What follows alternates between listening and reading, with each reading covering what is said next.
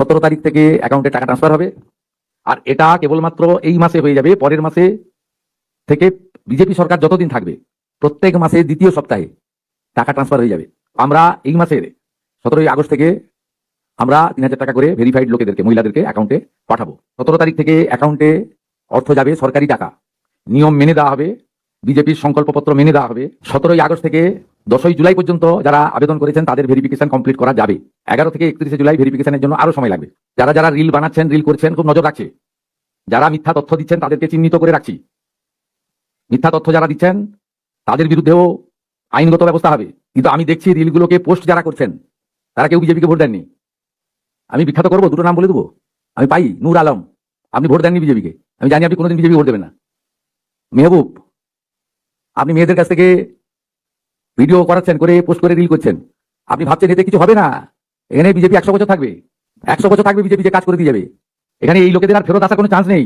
তো ফলটা দেখেছেন, এরপরে রেজিনগর নন্দীগ্রাম দেখতে পাবেন, তারপরে কলকাতা হাওড়া কর্পোরেশন দেখতে পাবেন। শুধু দেখতে থাকুন। আর যারা এইসব করছেন আমি প্রত্যেকটা লোককে চিহ্নিত করে রেখেছি। আপনারা বিজেপিকে ভোট দেননি, 2,92,00,000 ভোটের মধ্যে নেই নূর আলম ভাই। আপনি কোথায় ভোট দেন আমি জানি, কোথায় দিবেন ভবিষ্যতে সেটাও আমি জানি। আর আপনার ভোটের উপর নির্ভর করে আমি রাজনীতি করি না, আমরা রাজনীতি করি না। নিশ্চিন্তে থাকুন। সমস্ত দিদি মহিলাদের মুখে হাসি ফোটানোর কাজ আমরা করব। বারুইপুরে দেখেছেন, অন্নপূর্ণা যোজনাতেও দেখবেন। বিড়লা তারামণ্ডলের সামনে যারা নাচছিল, ওই তারা তো ফলটা দেখতে পাইনি। তাদেরকে যারা বাড়ি থেকে বেরোতে বলুন, বাড়ি থেকে বসে ফেসবুক লাইভ করলে হয়। জুন মাস থেকে 31 জুলাই পর্যন্ত ফর্মে অনলাইন অফলাইনে আবেদন নেওয়া হয়েছে। অফলাইনে যাদের আবেদন নেওয়া হয়েছে তাদেরকে পোর্টালে আপলোড করার কাজ হচ্ছে, ভেরিফিকেশন করা হয়েছে। প্রথম যেহেতু আমরা জুনে লঞ্চিং করবো বলেছিলাম, 28 লক্ষ লোককে এখান থেকে দিয়েছিলাম। নেতাজি ইন্ডোর স্টেডিয়াম থেকে আমরা অ্যাপ্রক্স 1,19,00,000 মতো লোককে দিয়েছিলাম। তারপরেও আমরা আবেদন নিয়েছি 31 জুলাই পর্যন্ত। 2,16,00,000 মোট আবেদন করেছেন। এই আবেদনকারীদের প্রত্যেকটা ভেরিফিকেশন করার কাজ চলছে। ভেরিফিকেশন প্রায় শেষ পর্যায়ে এসে গেছে। আজকে আমি ডিটেলসে বলবো না। 10 তারিখে আমি এবং সংশ্লিষ্ট মন্ত্রী মালতী রাভা রায় ডিটেলসে প্রেস কনফারেন্স করবো। সেপ্টেম্বর 2021 1,52,588 জনকে 500 করে টাকা দিয়েছিল। 1,52,65,588। তারপর থেকে টাকা দেওয়া বন্ধ করে দিয়েছিল। এপ্রিল 2022 মাঝখানে বন্ধ ছিল। ফেব্রুয়ারি মার্চের 2 মাসের টাকা একসঙ্গে দিয়েছিল। 21,84,631 হলো। এরপরে টাকা দেওয়া বন্ধ হয়ে গেল।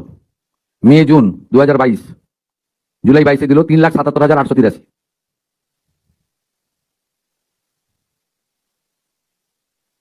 এসব হিসাব আমাদের সামনে আছে, আমরা এসব কাজ করি না।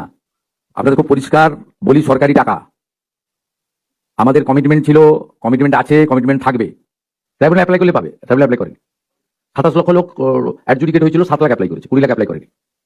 আগামীকাল 2টোর সময় এলওপি অ্যাসেম্বলি যিনি আছেন ওনাদের একটা টিম এই সংক্রান্ত আমাকে ডেপুটেশন দিতে চেয়েছেন। আমি তো আগের মুখ্যমন্ত্রীর মতো নয় যে এমএলএ এমপি আসে সচিবালয়ে দেখা করি। ওদের কালকে আমি 10 জনের একটা টিমকে আমি ইনভাইট করেছি। ওরা কি বলে শুনি। আমি তো ডাটা সবার সামনে রেখেছি। আমার ইস্যু নয়, ইস্যুটা হচ্ছে ট্রাইব্যুনাল কোর্টের ইস্যু। 27 লক্ষের মধ্যে 7 লাখ ট্রাইব্যুনালে আপিল করেছে। 7 লক্ষ আন্ডার কনসিডারেশন আছে। আমরা বরাবরই বলেছি সিএ এবং অ্যাডজুডিকেটে ট্রাইব্যুনালে আপিল লোকেদেরকে আমরা কোথাও কোনো স্কিম থেকে বঞ্চিত করছি না। সে অন্নপূর্ণা হোক, বিকশিত ভারত হোক, আয়ুষ্মান ভারত হোক, প্রধানমন্ত্রী মুখ্যমন্ত্রী স্বাস্থ্য বীমা হোক, কোথাও থেকে বঞ্চিত করছি না। কিন্তু যে ভোটার হিসেবে ক্লেমই করেনি, আপনি যদি নিজেকে ভারতীয় হিসেবে ক্লেম না করেন, আপনাকে কি করে আমি ভারতবর্ষের সরকারের করের টাকা আপনাকে দিব? কেন দেবো? আপনি যদি আমার এখানে থাকতেন বলতে দিতে পারতেন, কিন্তু বেআইনি কাজ। জামবনির জয়েন্ট ভিডিও হাতে নাতে ধরা পড়েছে।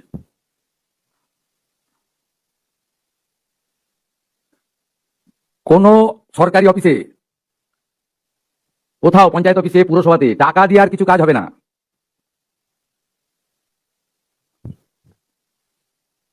আমি পোস্ট করে দিচ্ছি সোশ্যাল মিডিয়া, দেখে নেন, এক্সে দিয়ে দিচ্ছি, দেখে নেন। জামবনির ভিডিও হাতে নাতে ধরা পড়েছে।